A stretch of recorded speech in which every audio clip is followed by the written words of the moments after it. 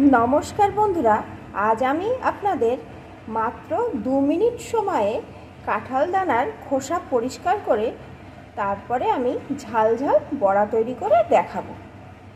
এই কাঁঠাল দানার উপরের যে সাদা খোসাটা থাকে সেটা কিন্তু এই কাঁঠাল দানাটা দুই ভাগে ভাগ করলেই সহজেই উঠে যায়, কিন্তু এই কাঁঠাল দানার উপরে যে বাদামি রঙের খোসাটা থাকে এটাই তুলতে খুব অসুবিধা হয়।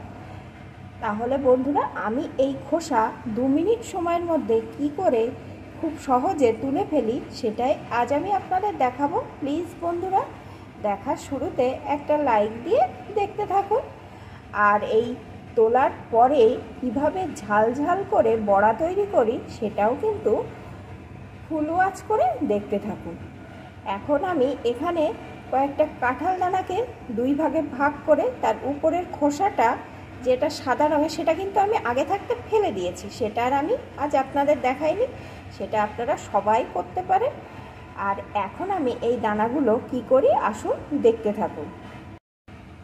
এখানে আমি আর একটা পাত্রে একটু জল নিয়ে নিয়েছি, এই জলের ভিতরে আমি দিয়ে দেবো পাতিলেবুর রস। আমি এখানে একটা গোটা মিডিয়াম সাইজের পাতিলেবুর রস এইভাবে চিপে এর ভিতরে দিয়ে দেব।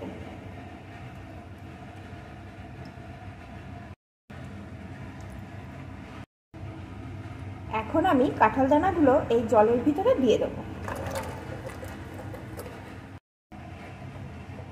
একটু মিশিয়ে নিয়ে এটাকে আমি একটু গরম করতে দেব। পাত্রটা ধরে আমি ইন্ডাকশানে একটু ফুটিয়ে নিয়েছি, এখন ইন্ডাকশানটা অফ করে দেব। আর এই জল থেকে সেকে সেকে দানাগুলোকে একটা পাত্রে তুলে নেব। দেখুন বন্ধুরা দানাগুলো এখনই কিন্তু কতটা পরিষ্কার দেখাচ্ছে।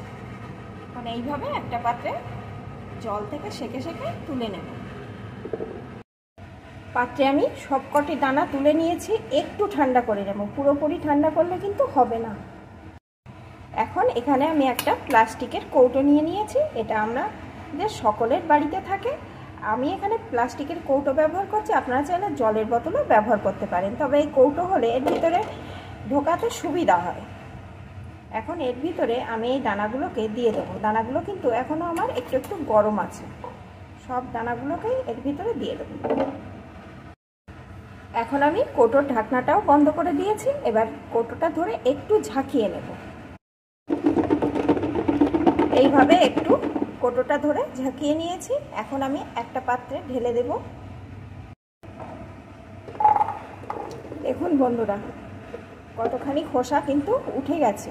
এখন জল পাল্টে পাল্টে 2-3 বার আমি এগুলোকে পরিষ্কার করে ধুয়ে নেব।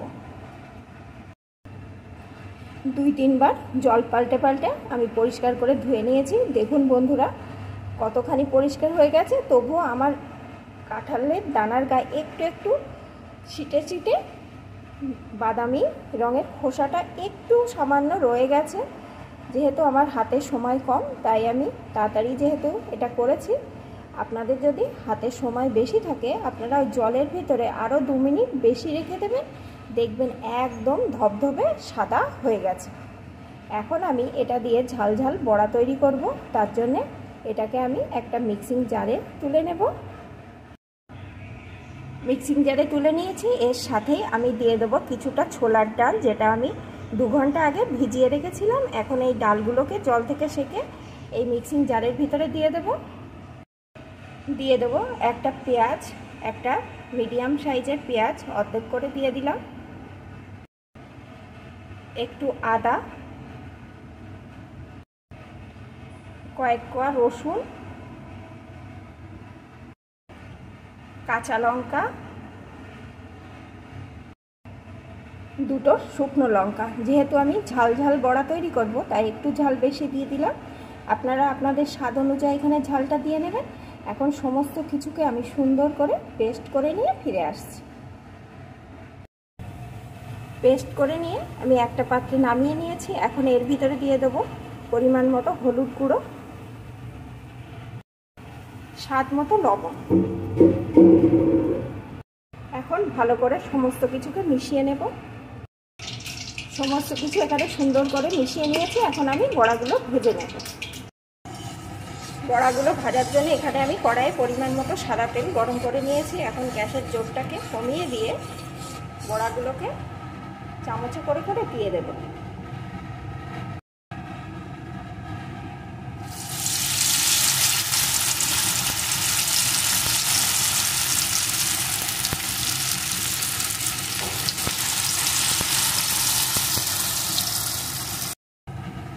উল্টে পাল্টে বড়াগুলো আমি সুন্দর ভেজে নিয়েছি। দেখুন বন্ধুরা, বড়াগুলো কত সুন্দর হয়েছে, দারুণ হয়েছে দেখুন। আর এগুলো কিন্তু খেতে অসাধারণ হয়। তাহলে বন্ধুরা, আমার এই রেসিপিটি আপনাদের কেমন লাগলো প্লিজ কমেন্ট করে জানাবেন। আর ভালো লাগলে অবশ্যই কিন্তু একটা লাইক শেয়ার করে দেবেন। আর বাকিগুলোকেও আমি একইভাবে ভেজে নেব।